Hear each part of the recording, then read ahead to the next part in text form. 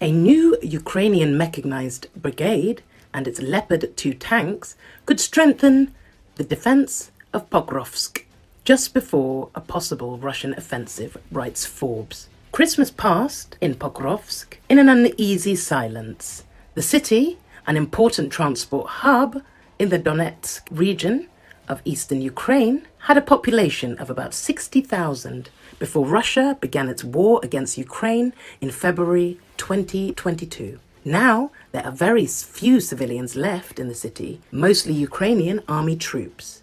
There is an unpleasant silence in the city, the calm before the storm, shared volunteer fighter Denis Khristov.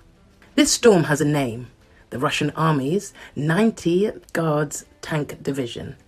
It is a key element of Russia's powerful ground forces, which include dozens of brigades and regiments across 2 field armies, totaling up to 70,000 troops. These forces are advancing towards Pokrovsk, seeking to capture the city as the war enters its 4th year.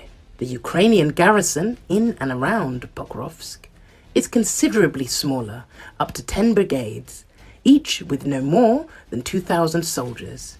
However, the Ukrainians are receiving important support. One of the newest brigades of the Ukrainian armed forces, the 155th Mechanized Brigade, is deployed near the city. It includes German Leopard 2 tanks and French Tsar howitzers, which the brigade received after exercises in France and Poland. Russian forces continue to advance towards Pokrovsk. The nearest units are only 6.4 kilometers from the city, along the 1,287-kilometer front line. Russian troops are conducting offensive operations both in western Russia and in the north, east and south of Ukraine.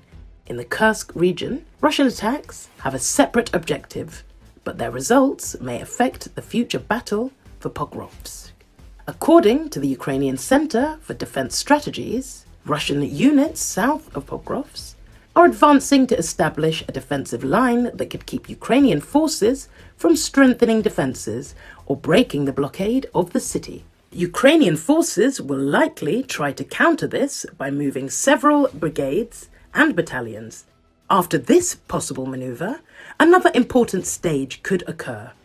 A short Russian offensive north of Pokrovsk, aimed at partially encircling the city before the main battle for the transport hub begins.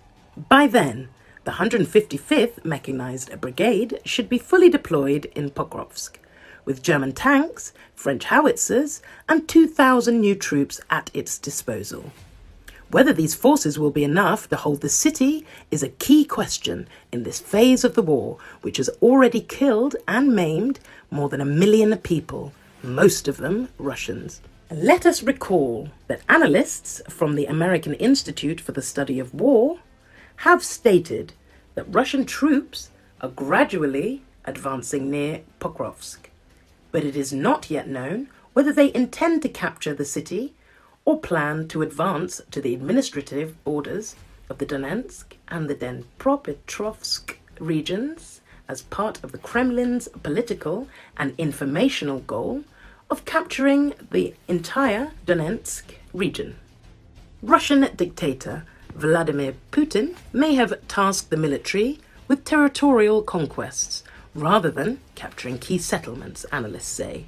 Geolocation data shows that the occupiers are within 10 kilometers of the administrative border, and Putin may be pressuring the Russian military command to advance towards the border rather than encircle Pokrovsk, the analysts say.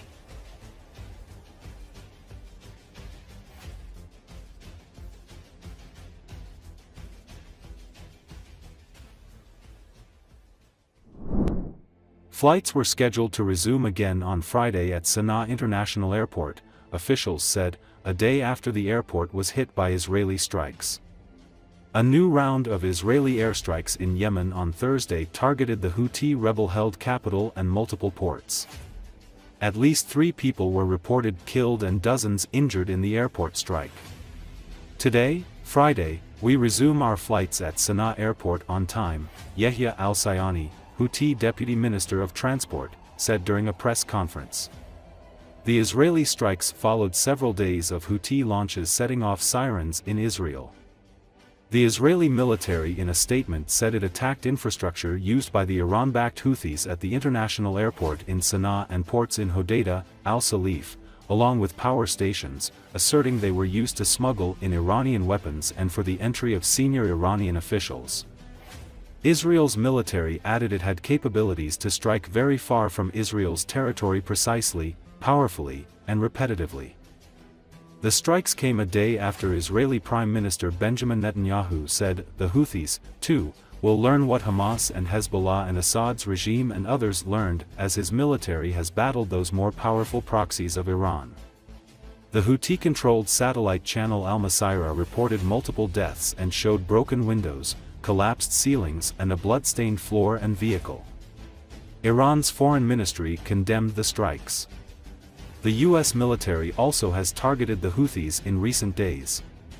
Over the weekend, 16 people were wounded when a Houthi missile hit a playground in the Israeli city of Tel Aviv, while other missiles and drones have been shot down.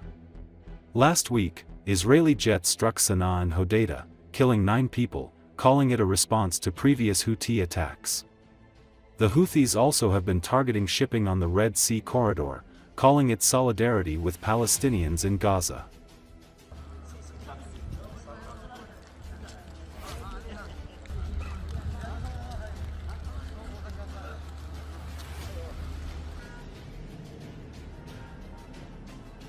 اليوم يوم الجمعة نستأنف رحلاتنا في مطار صنعاء في الموعد المحدد حسب الجدولة.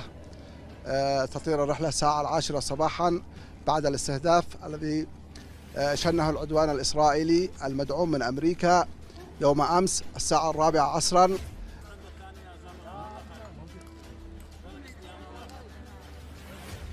نحب أن نؤكد لكم هناك بدائل لدى إدارة المطار، خطة لأسوأ الاحتمالات سواء في التجهيزات أو حتى على مستوى مبنى الترحيل. هناك بدائل لتسيير الرحلات والمحافظة على الجاهزية التشغيلية للمطار.